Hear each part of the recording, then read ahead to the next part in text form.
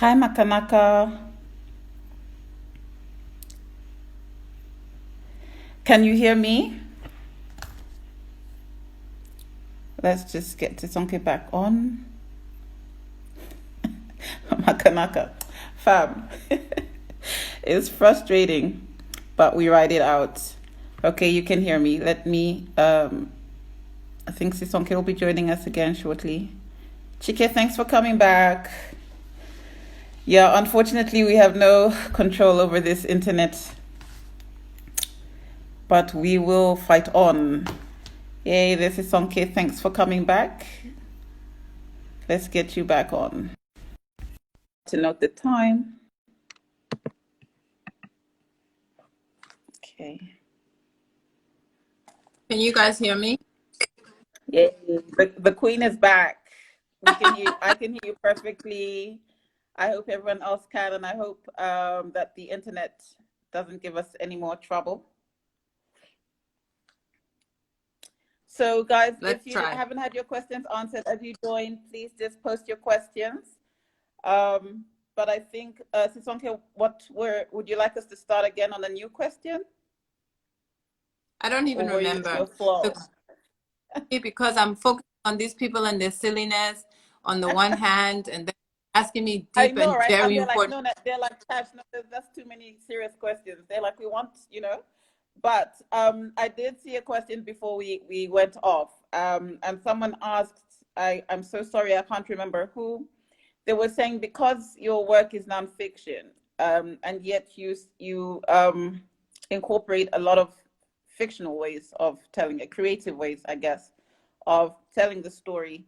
How do you balance out to ensure that your facts are facts? Like, where is there a line? Is there a blurry line between fact and what you remember or what you make up, or do you stick to what actually happened? Yeah. So I definitely recognize that every memoir has loads of fiction thrown in. There's spice, there's how you remember, and that's very different from how other people remember it. There were a number of conversations that I had with family members to like sound test things, and while we agreed on the facts, what they remembered was their own piece of that story. So I think anyone who tries to pretend that there is some kind of ultimate truth is silly. What I'm rendering though is something that in its entirety is true, right? So we were in those places and we lived this life, and what we learned in general as an overarching experience is true. And then whether or not certain happen on a Wednesday, or if this uncle wore this hat or not, becomes less important than the truth Yeah. of what lived. And I think that's what memoir is. It's about the truth of what has been lived rather than, other. Yeah, absolutely. Remy's asking, how does it feel to be the best South African writer in Australia? And he says, we do not You talk about guys J are M just start, Tutsi. you guys are starting fights that I'm not prepared to. And Well, Zook says, we were talking yeah, about well, Jason and laying the pipe, and I plead the fifth. I plead on that. Somebody asked about the West and memoirs, their eagerness to chew up African memoirs. yeah, I think that's a great question that I want to talk yes. about. She says, So, good, thank you. Please go ahead. go ahead.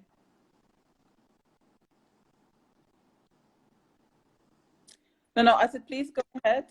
I think I'm losing you. I don't know. I can hear you now, Natasha.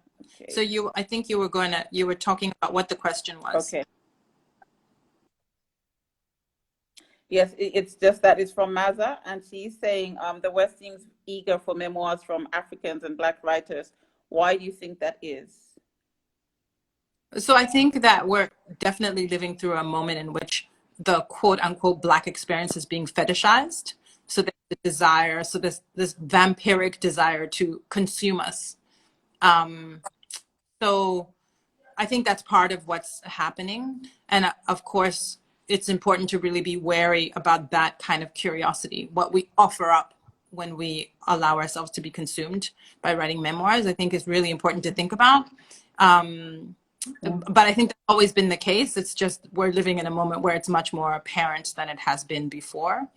And this is why I'm very particular about privacy, about the fact that my memoir is an account of myself on my own terms, and not something in which I'm subjecting any kind of trauma or victimization. That if people want to take my narrative and do with it as they will, which they will do, that I have exercised some level of control in how that narrative is told. You know, having said that, of course, I thought there was this curious thing happens when you publish, and then everyone starts, you know, reviewing it. And I got great reviews. I got reviews in the New York Times, and that was a fantastic review because it was written by an African woman. I got this very strange review in the Wall Street Journal. And I remember reading the Wall Street Journal one, and I was so excited. I was like, wow, you know, these like institutions with these big names, and you think that matters somehow. And what you find out is that, in fact, they are the worst, right? And they're the worst because there's a way they want to talk about you that has nothing to do with you. And you think that happens to other people, and you're like, oh, I know about the dangerous story. You know, I've thought this thing through. Nobody can read my book and not realize that this is complex and that this is not a story of trauma. And actually, that will happen to you regardless. So on the one hand, you know, I answered by saying, like, I'm super aware that they're vampires and they want to consume you, and that you can control your own narrative. And on the other hand, people will do with it as they will. And I think the important thing for me has been to always be clear on who I'm writing for. Is there a community for writing? And that community has always been other Africans. And, you know, I don't need to go into explaining all that, but that's, for me, that has therefore meant less disappointment when you get reviewed by crazy people who are trying to take your story and run with it in directions that just don't make any sense. Absolutely. I've got James here who is asking, how does the storytelling aspect of your work come in? And he says, I'm thinking of the work with the moth that we spectacularly missed here in Nairobi. So I did the moth training. It was very interesting. Lots of those initiatives, if you've listened to my TED Talk, I have said are very problematic, including the TED itself. So on a daily basis, what I do with storytelling is that I help people think about what you're doing when you tell your story. So my day job, the gig that earns me the money in between books, I work at this place called the Center for Stories. And we help people to think about how to tell your own first person story. I do that in a range of ways, including thinking about the narrative arc and all the stuff that, you know, you would learn in a creative writing class. But I help people think about that as they stand up and do it orally. So we never write anything down, and we think about how you remember that story and you tell it in a way that seems spontaneous in a range of different settings. So that's the storytelling aspect of my work. Amazing. That is really powerful. You know, lots to think about. Fun. It's a fun. So let's see. Do we have any questions, or can I ask my own? Haha. So in the book, I see as a ANC, you refer a lot to being a child who is who becomes the symbol of hope for the next generation, for everything they fought for. And now being a mom, you know, my thing was, how do you compare what you feel you represented as a child then and the children we have now in these times we're going to? What do we look at them? What do you project on your kids? And I mean, look, one of the things about the African National Congress is that idea of being a child of the struggle, a child of exile, is a double-edged sword. You know, I really, I wore the ANC as a badge of honor, just as many Zimbabweans would wear, ZANU for many years as a badge of honor. And then, of course, you realize that when you talk about yourself as the child of a freedom struggle, especially one a freedom struggle where they won in the end, right, and became the rulers, then what you're doing is you're anointing yourself as royalty. You are saying that I am the child of people who are now in power, and that you're playing I think, a dangerous game. I didn't do it on purpose, but I certainly realized the ways in which that works. And so I learned to kind of to not do that, because I think it's dangerous. So for my own children, they don't have the burden of the African National Congress on their shoulders, thank goodness. And they don't have the burden of being told that they're being educated to be the free ones who are going to lead everyone into, land and take over, in this crazy way. Thank goodness that my children don't have that burden on their shoulders. I think they have a different kind of burden. I think they have, of the mess that we have made of this planet, I think they have the burden of climate injustice, of racial injustice, and all interconnected ways in which, and that's a heavy burden. But I, you try to raise children with integrity, and you try to raise children with a moral conscience, and that you hope that they tread lightly, but that they figure out the best ways in which they can be helpful. That's all I can hope for. I'm certainly not putting anything into their brains about being saviors, the way that was put into mine, and thankfully has now been removed. Thankfully, indeed.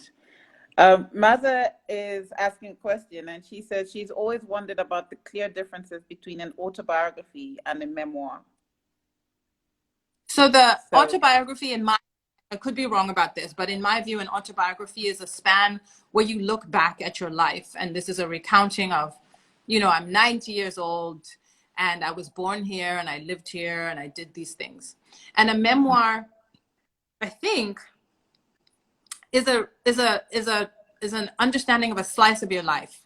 So, for example, when I write a memoir about exile and home, it's about the part of my life that was about belonging and feeling like I belong, which means that ostensibly I could write like 5 memoirs. So that's why when Roxane Gay writes a memoir of her body, what she's talking about is she's looking at her relationship with her body, which doesn't mean she couldn't have a memoir about her sexuality, which would delve into another aspect of her. So I think the difference is autobiography is like chronicling of just a life in chronological order, and then a memoir as a slice. Yeah.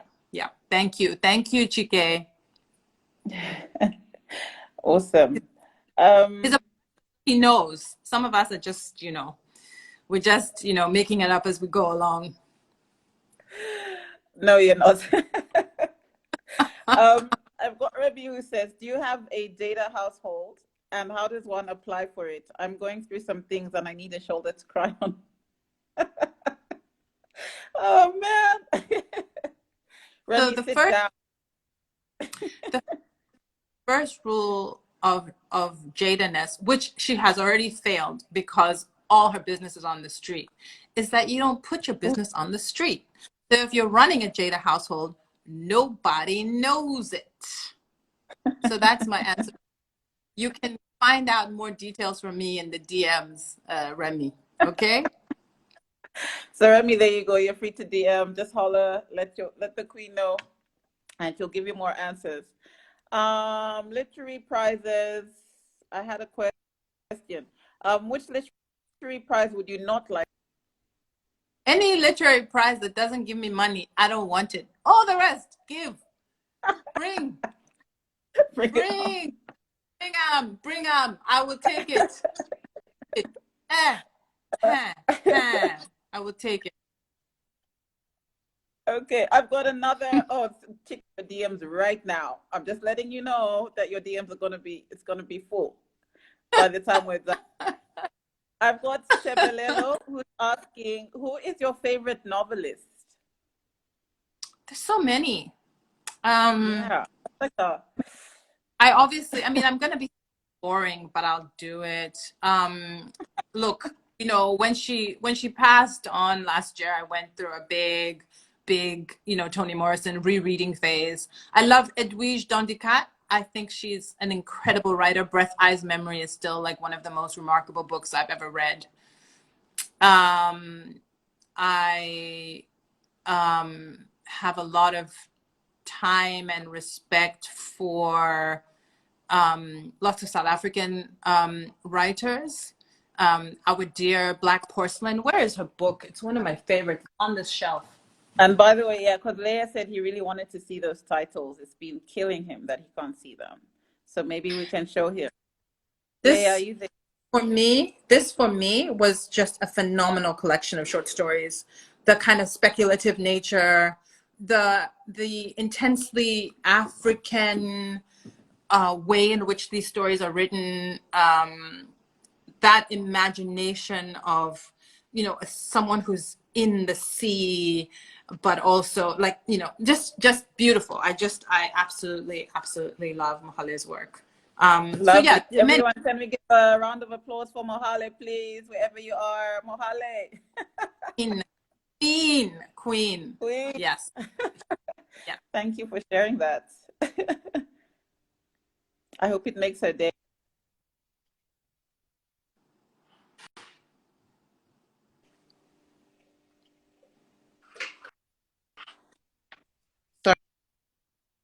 Sorry, I'm just going to move around a little. Sorry, guys. Yes, I'm still here. You can hear me? Okay, great. Thank you. Sorry, I just had to move around a little bit. I think. Yep. Sorry, there we go. Areas. Also, can we congratulate certain Booker people? Are we allowed to congratulate Maza? We are. Please do your so proud. Shout out. Shout it out. Wow. Yes. Queens all around. No, we are very proud of Maza. We're so excited, and we know she is too. So we are like this. Just, yeah, we're waiting. But yeah, huge achievement. Yeah. Very proud. Yeah. And I was spoiled for for choice this year, right? So yes, fantastic. Are. Yeah. I've got a question from Indego who's asking, what are your thoughts on Afrofuturism? It's great. Africans must have a future. It's great.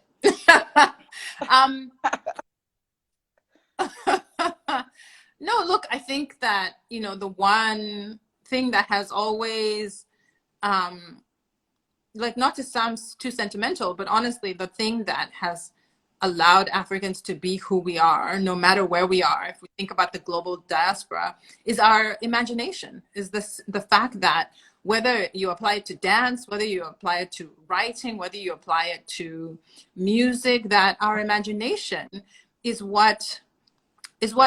it's part of why people fetishize us, right? It's the thing that people want out of Blackness, is that remarkable sense of imagination. And if there's anything that catapults us into the future, it's imagination. So it is. And having said that, I think a lot about how, you know, there was so much going on about how we're going into IR4, and oh my gosh, Africa's going to be so left behind. But I really do think our creativity and our humanity, our empathy, we will likely be some kind of competitive advantage. And it's not going to be diamond, it's going to be this creativity. Do I have any more questions, guys, or is there anyone I missed? If I have, please ask again. See, it's way more fun to be in the comments than to be the one talking, because you're distracted, and what you end up doing is like you're concentrating on the conversation that is happening in the comments because it's so hilarious and ridiculous. Yeah, no, these guys are an interesting audience.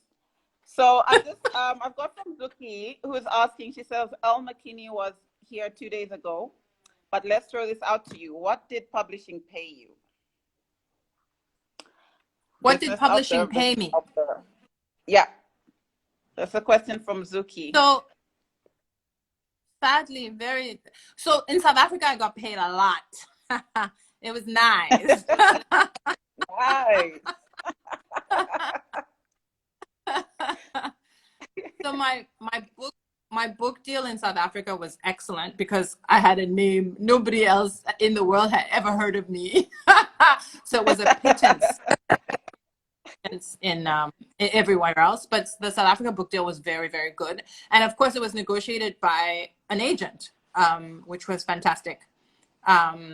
So those who can get an agent should get an agent, because it really helps push up the money. On the other hand, of course, it's capitalism. So if we also want to critique capitalism, we have to think about the whole system. So I know there are pros and cons to that whole thing, but I got a good deal in South Africa and I got a pretty crap deal everywhere else. So okay, well, yeah. At least we ate something, sister. I was able to chop from the South money. African experience, definitely. As for Vegemite Awesome. versus, I understand such questions. Such food is not food. A sandwich is not food. That cold white people's pieces of bread. Food must be hot. Shima is food. Pop is food. Thank you. Sandwich, Marmite, I don't even understand. So the frame already is wrong. I don't know who was asking. Only colonized people ask questions about Vegemite versus what. This is a decolonized space now. I've got someone who says, what's the secret to your dope eyebrow game? I went to do my eyebrows today because I knew I was coming on Instagram Live, and I was like, I don't want to look like I'm trying too hard if I put on lipstick. So I leave the lipstick, but we got to have something popping. Well, there you have it. The eyebrows are popping. And no more colonized questions about Vegemite, please. Right. Oh, shame. Yeah, shame. No. Okay. So, skincare routine. Oh, wow. Skincare routine. They want to know.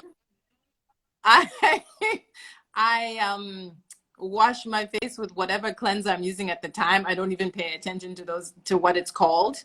And then I have just really great makeup.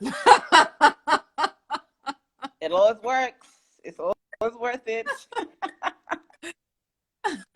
But Natasha, your skin is popping. You look gorgeous. So I need to hear about your skincare routine. So what is it? Tell us. Exactly the same. Whatever cleanser is there. And really, just whatever lotion is there. I have none, to be fair. But thank you. And good makeup. Zukis was talking about makeup. Zukis was saying that we can't talk about pap or Nshima or ugali because this is a Jolo space, and I refuse to enter. I refuse as well. They're not mutually exclusive. First of all, I can let you know that for free. Thank you. Never accept the premise of the question. Never accept. Zukis was asking, trying to create false binaries, false equivalences. Let's not do that. So we only have a few minutes left. We've got about 9. So before we do, I just want to try and make sure I've got everyone's questions down. I've got someone who's asking what you're working on now and if we can expect a next book.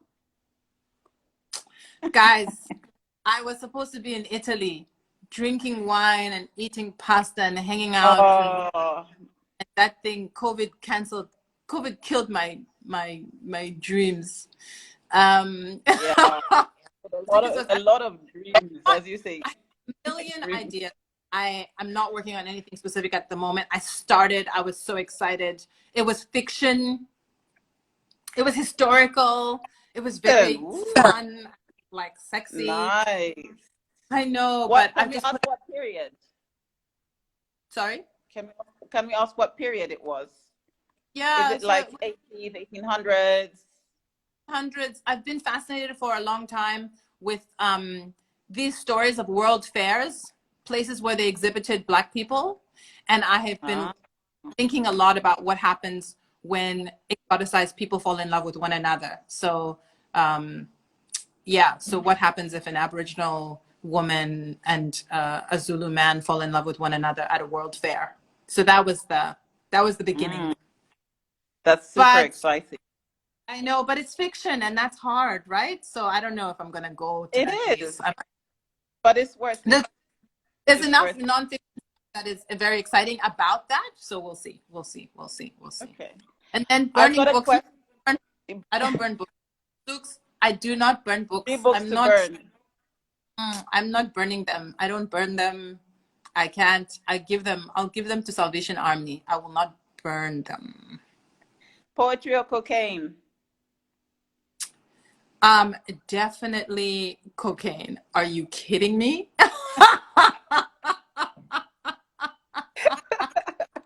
Especially right now. Wow. Well, there you have it, folks. Afrolit Sans Frontières Season 5. She said it. The queen said it. Chicken's asking Prosecco or Rosé? Especially Prosecco. that was supposed to be this summer.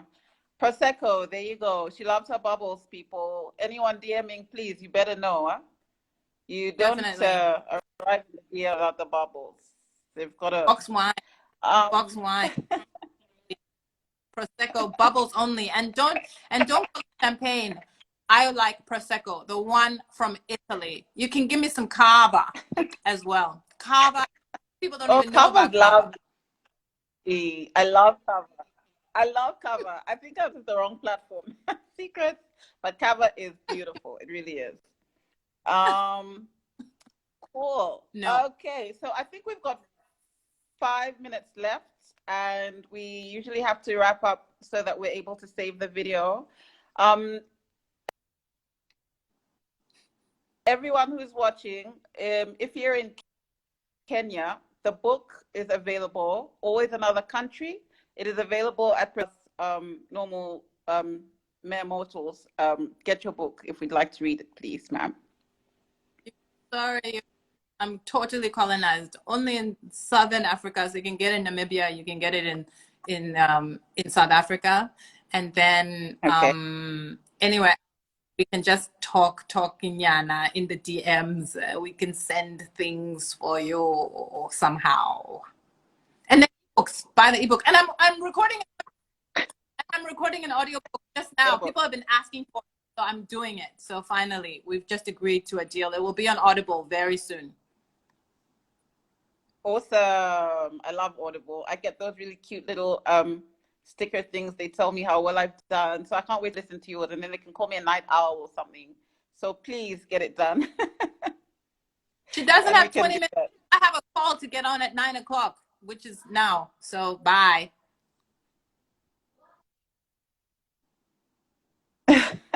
So guys, we are going to say bye. Zuki, we did save the first part. And thank you so much for your time, Sisonke. This means a lot. As you know, Afrolit Sans Frontières started because of lockdowns around the world, around the continent. So your time as an African author shared with our audience is really, really, we are really thankful for that. Thank you. It's invaluable. Everyone, you silly people. And thank you, everyone, for joining us. Thank you so much. Bye. Bye. Thank you.